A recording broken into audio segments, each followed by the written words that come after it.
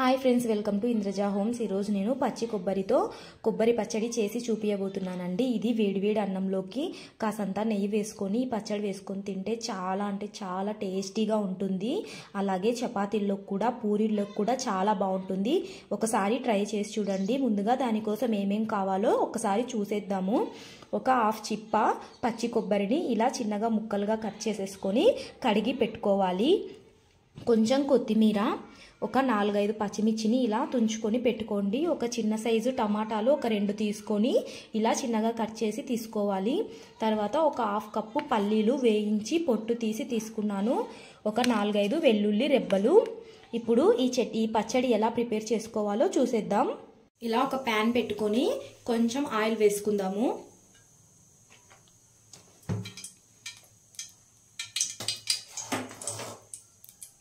ఇలా కొంచెం oil heat అయిన తర్వాత ఇందులోకే కొబ్బరి ముక్కలు వేసుకొని వేయించుకుందాము. చాలామంది కొబ్బరిని వేయించరండి, అలాగే వేసేస్తారు.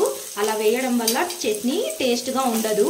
ఇలా వేయించి కొంచెం గోల్డెన్ బ్రౌన్ కలర్ వచ్చే వరకు పచ్చి కొబ్బరిని వేయిస్తేనే పచ్చడికి టేస్ట్ బాగుంటుంది.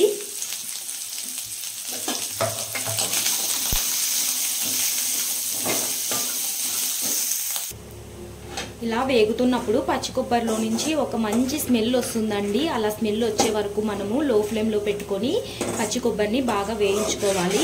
ఇలా కొంచెం కలర్ మారే వరకు వేయించుకున్న తర్వాత వీటిని సపరేట్ తీసి పెట్టుకుందాము.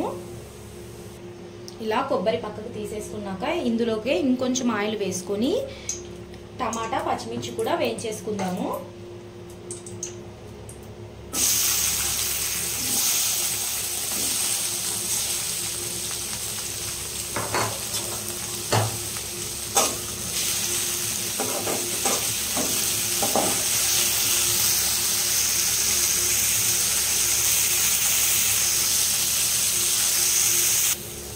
ఇవి వేగిపోయాయి. ఇప్పుడు మనము స్టవ్ ఆఫ్ చేసేసి ఇవి ప్లేట్లోకి తీసుకుందాం. ఇలా ప్లేట్లోకి తీసుకున్న తర్వాత వీటిని చల్లారనిచ్చి మనం మిక్సీ పట్టుకుందాం. కొద్దిసేపు చల్లారనివ్వాలి. ఇలా చల్లారిన తర్వాత జార్లోకి తీసేసుకొని ఇది మిక్సీ పట్టుకుందాము.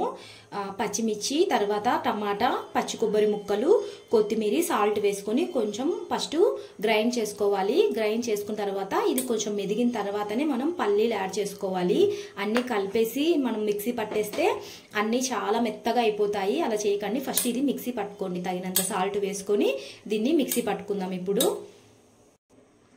చూసారు కదా, ఇలా అయిన తర్వాత ఇందులోకి పల్లీలు యాడ్ చేసేసుకుందాము. పల్లీలు యాడ్ చేసేసుకొని గ్రైండ్ చేసేసుకుందాం. చూసారు కదా, ఇలా మిక్సీ పట్టుకోవాలి. కొంచెం బరకగానే ఉంటేనే బాగుంటుందండి పచ్చళ్ళు కదా. మరి ఇలా ప్యాన్ పెట్టుకొని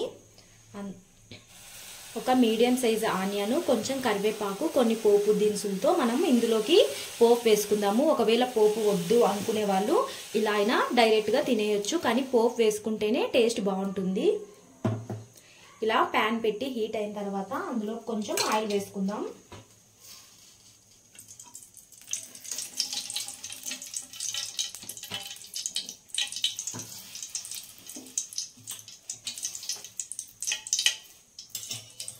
ఇలా ఆయిల్ హీట్ ఎక్కిన తర్వాత ముందుగా పోపు దినుసులు వేసుకోవాలి. ఆవాలు, జీలకర్ర, ఉద్దిపప్పు, శనగపప్పు వేసుకుందాం.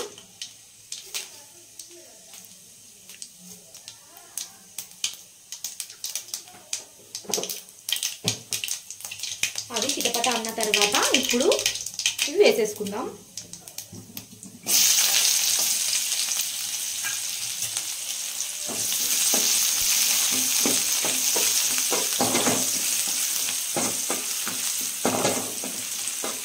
ఎప్పుడైనా ఇలాంటి పచ్చట్లోకి ఇలా పచ్చళ్ళు చేసుకున్నప్పుడు ఆనియన్స్ ఎర్రగా మాడిపోకూడదండి. కొంచెం కలర్ చేంజ్ అవుతున్నాయి అన్నప్పుడే మనం పోపు వేసేసుకోవాలి. నేను చాలాసార్లు చెప్పాను కదా, ఎక్కువ మాడిపోతే మనం పప్పులోకి వేసుకుంటాం కదా, అలా వేసుకోకూడదు పోపు. కొంచెం ఇవి చేంజ్ అయితే చాలు, మనం చట్నీలోకి యాడ్ చేసేసుకుందాము.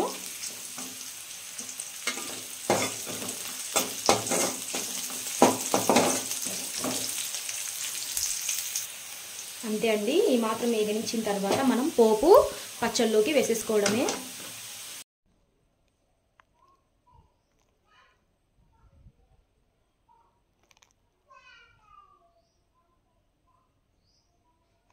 చూసారు కదా, ఎంతో కమ్మగా ఉండే కొబ్బరి పచ్చడి రెడీ అయిపోయింది.